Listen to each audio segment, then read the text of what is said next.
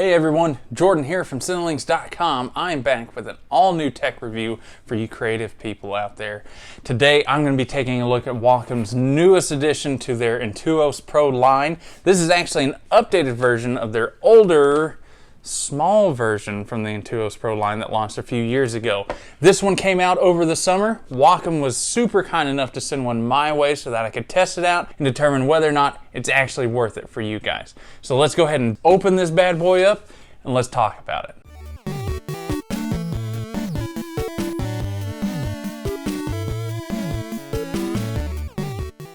As always with Wacom products, they include everything you need right inside the box. So you have your tablet here, and you got all the other accessories that you need. You got your pen, of course, you got the instructions here, you have a nice little base for your pen and your nibs, and of course the cords that you're going to need to connect it.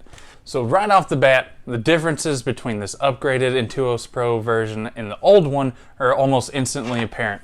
This is the new version, and this is the older one. Obviously there's a big difference there.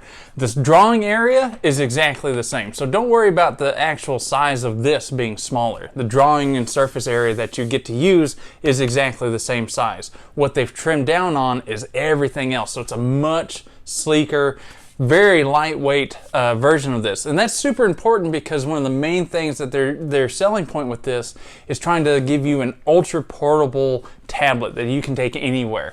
You still have all the express keys. You have the express wheel here that you can use for all your drawing purposes.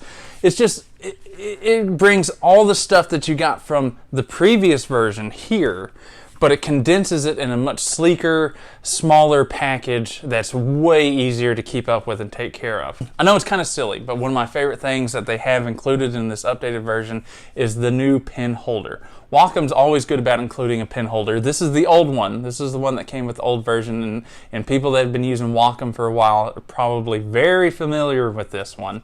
But this is the new one that they've included in with the Intuos Pro, and I love it. It's just, again, it's kind of silly, but it's just really neat looking. I love the style of it. I love how it sits flat. It's got the rubber padding under there so that it won't slide on your table when you set it down. Couple different options for laying your pen. You can lay it across. Of course, you can do your normal one where you stick it right in there. And like all their good pen holders, you can open it up and there's all of your extra nibs, and of course the nib remover on there that you can use to swap out your nibs when you need to. So it's really nice that it still includes all the functionality, but it looks a little more stylish. I don't know why, but I love it. It goes to the overall more dynamic look and feel of this upgraded Intuos Pro line. Now, aside from, of course, the visual differences, the real important thing is going to be how it feels when you're drawing. So let's go ahead and plug this in, get it all set up, and get to drawing, and I'm going to tell you more about it. One of the nicest things about any of Wacom's products is how easy they are to get started and use. The Intuos Pro Small here is no different. It's super easy to get started. It's essentially just plug and play and you're ready to draw. Of course, one of the very first things you'll want to do is adjust your tablet settings. That's one of the nice things about the Wacom products is the amount of flexibility and changes you can make. You have all sorts of options for your tablet, from how you want to adjust your express keys, or even to the orientation of your of the tablet itself. Whether you're right-handed or left-handed, you can swap that around. You can fiddle around with the touch gestures to make it work in the ways that you specifically like to use touchpads, how you zoom and swipe and scroll, all that stuff. Of course, you can calibrate the pressure on your tablet to whatever your needs are. So if you have a softer touch, you may want to bump up the sensitivity so that the tablet can read all your brush strokes correctly, or vice versa. Okay, now that we're all set up, everything's adjusted the way we want to, let's go ahead and dive into some drawing and discuss a little bit more of the specifics.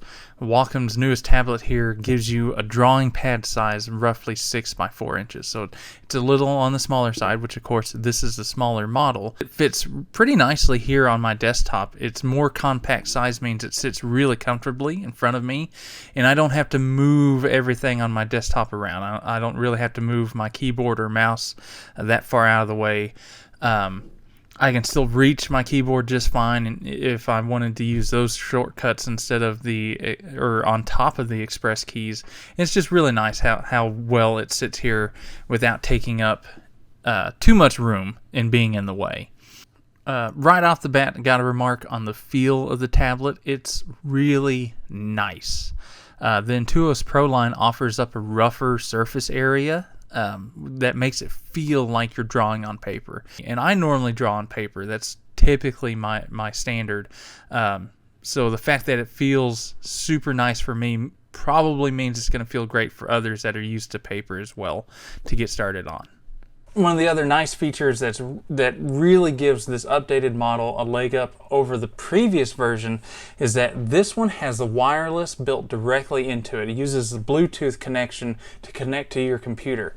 Now, the old model, you had to have a wireless kit in order to connect it wirelessly. So you had to have the little dongle, the extra battery pack that you plugged into the older system. While it worked fine, it's a lot of extra stuff to carry around. And if you're using it as a portable device, something you can take with you, throw into your laptop case, it's kind of difficult to keep up with all that. So it's really nice to have all of that built directly in here.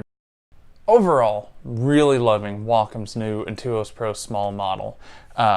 Couple minor things with the update. They changed the express wheel. The old version you had 4 different customizable options you could cycle through on the express wheel. On the new model, you only get the 1. Now if you have the medium or the large models, you get those 4 customizable options back, so it's kind of a bummer that it's missing on the new updated small one.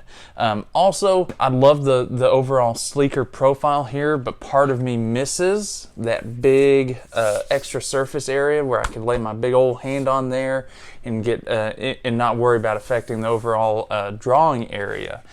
These aren't huge issues, nor are they deal breakers. Just something to keep in mind depending on how you like to draw. So the bottom line here, if you're looking to update from a previous model, or if you want to add to it in order to have something you can travel with and use for that, there's absolutely no reason to skip out on Wacom's Intuos Pro Small model here. It brings all the excellent functionality and dexterity that Wacom is known for in a nice tiny package. Well, I hope you enjoyed today's latest tech review. If you did, be sure to hit that like button, subscribe, and tell all of your friends about it. Until next time, be sure to keep it tuned here to Cinelinx.com for all your movie, gaming, and geek-related needs.